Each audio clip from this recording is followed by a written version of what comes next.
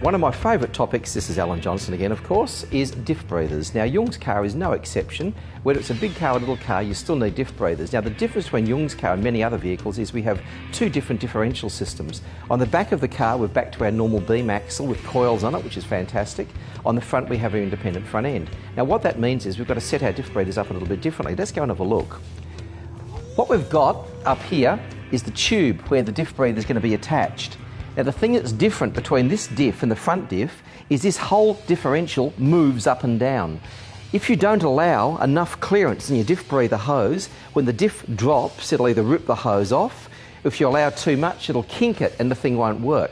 So getting the right length of hose is absolutely critical. When your car's up on a hoist it's easy to get your down travel thing right, then drop it on the ground and you can see how far it moves up. Now on the front diff it's a different kettle of fish. Let's go and have a look. Okay guys, here we are at the front of Jung's car, and this diff, unlike the rear one, does not move, it is stationary. Now sitting up on top of this aluminium diff instead of a metal diff is a little pipe, which is very hard to see right at the top. That's where the diff breather goes onto. And unlike the rear diff, this one, because there's no movement, the pipe can go straight on top, then right up inside the engine bay. We want to get those diff breathers as high as we can, just like a snorkel on the engine, so we don't get water in. Now some people say, does an independent front end need a diff breather? Of course it does. That diff still gets just as hot as the back one. And these seals on the side here are oil seals, just like in the back one, so they still are designed to keep oil in but not water out. Once this is right, we'll be pimped and ready to go for some serious water crossings.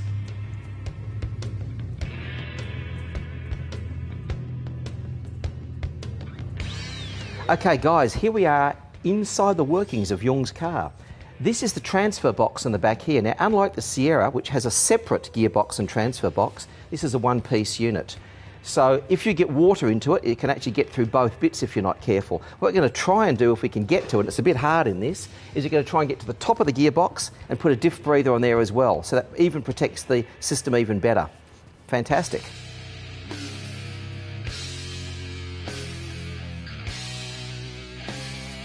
People ask the question, how do I know if there's a problem with my differential in terms of contamination? It's really easy.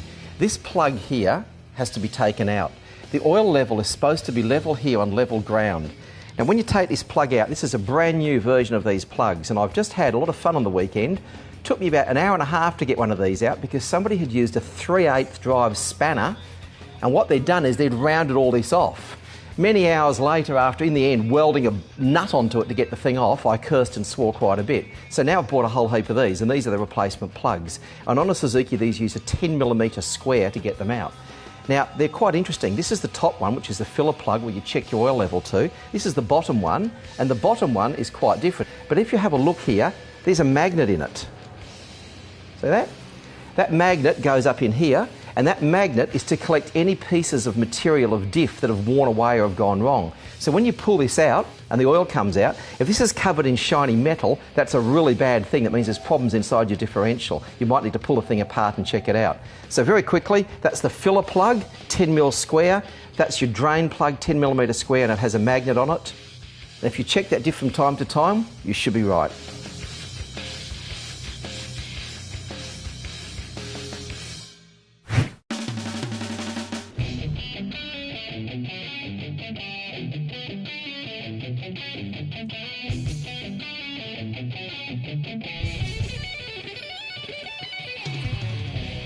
For any four-wheel driver, a set of custom rock sliders will be far more than just a cosmetic addition. Quality rock sliders offer unmatched sill protection in all terrains, but they must be designed, manufactured and mounted with specific care. Above all else, they must be functional and tough and offer maximum clearance, but if they look good, it's also a bonus. The sill on any four-wheel drive is very easy to damage, but it is also one of the most difficult to fix, so sill protection is important. The sliders should be made of quality steel, braced sufficiently to support the weight of the vehicle and mounted in such a way that nothing is hanging too low, the chassis is not compromised and there is no fouling with things like doors or the exhaust. Built Tough, a quality set of sliders, is another pimping accessory that not only protects your sills but can improve your ramp over by helping to slide over obstacles. Next up, we'll be looking at nighttime upgrades.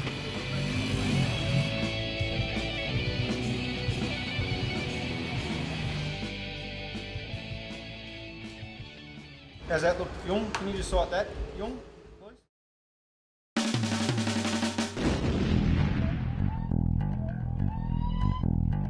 Hi, I'm Adrian from Nava, and we're excited to be part of pimping another ride for 4 Wheel Drive TV. Today we've got Yong's car, and while it's been set up very well, it is missing a few key accessories, one of those being aftermarket lighting. To solve Yong's lighting problem, we've come up with a complete lighting package that's going to cover the front to the back of his truck. For the front of Yong's truck, Nava has donated a set of Ultima 225 HIDs. HID gives a clearer and crisper light and also reduces the risk of driver fatigue. Now Simon specifically asked for 2 broad beams in this kit. In his opinion, the Ultima 225 broad beam is 6 lamps in one. The HID gives a hot spot just like a spotlight, the freeform reflector gives a semi-spread beam, and overall the light gives an incredible volume that fills in the sides of the road. It is really like having 3 different pairs of spotlights. So this set of driving lights will give Yong and his family the safest and most enjoyable driving experience. The Ultima 225 has an advanced freeform reflector. It's got polycarbonate lens which is virtually unbreakable. It's also got an extra TAF housing, plus stainless steel bolts, and a new multi-position bracket so you can put it in exactly the right position to suit your bull bar. All of the HID components are internally mounted, so there's no external ballast to fit under the bonnet. Also included in the Ultima 225 kit is a complete plug-and-play wiring harness. That makes installation a breeze. HID also has 3 times the amount of light compared to halogen, and 5 times the life. That's around 3,000 hours. So Yong can expect to enjoy these lights for many years and many trips. When Yong's going to be doing some slow fall driving, we've also included 4 rock lights. They're going to be positioned at the front of the vehicle near the wheels. That'll give him a good amount of light so he can see where he's going at those slow speeds. These LED lights feature polycarbonate lenses, so again they're impact resistant. They have a die-cast aluminium housing, are fully sealed, and are nice and compact to fit into tight places.